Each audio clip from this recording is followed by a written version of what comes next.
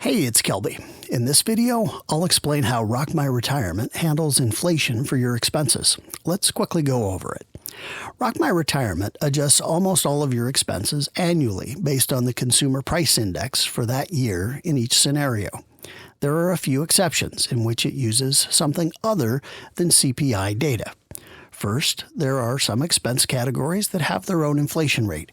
For example, rents have historically increased at a different rate than the CPI, usually a higher increase than the CPI.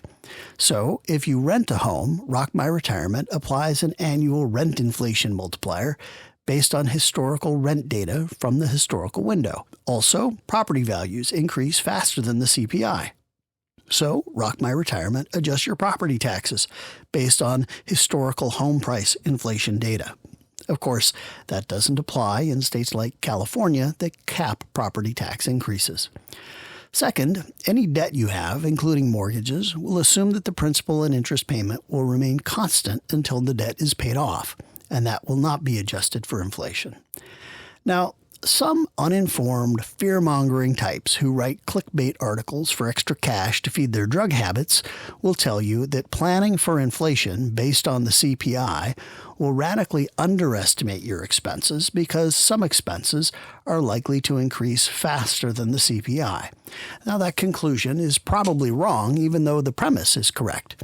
Many economists predict that healthcare expenses, energy costs, and housing costs will increase fast because demand is growing much faster than supply.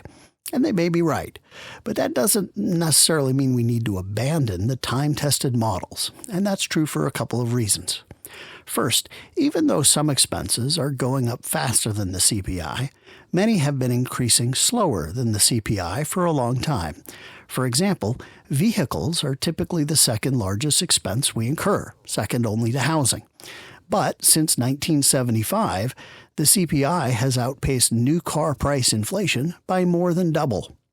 Electronics have been even more extreme. In real dollars, televisions cost approximately 1/100th of what they cost in 1950.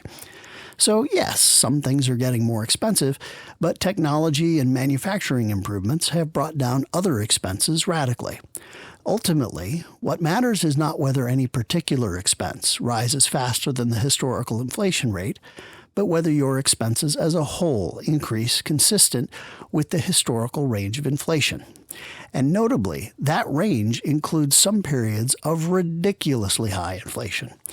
In the 15 years from 1968 through 1983, the CPI increased almost threefold.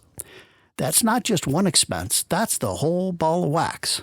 Now, let's compare that to some of the expenses that the fearmongers tout. Over the past 15 years, the price of oil has gone down 20%. Gasoline has gone up 13%. Electricity has gone up 38%. Healthcare and health insurance have gone up 50%. Rent has gone up 74%. Remember, these are the categories the fearmongers focus on as evidence that future prices are going to be out of control.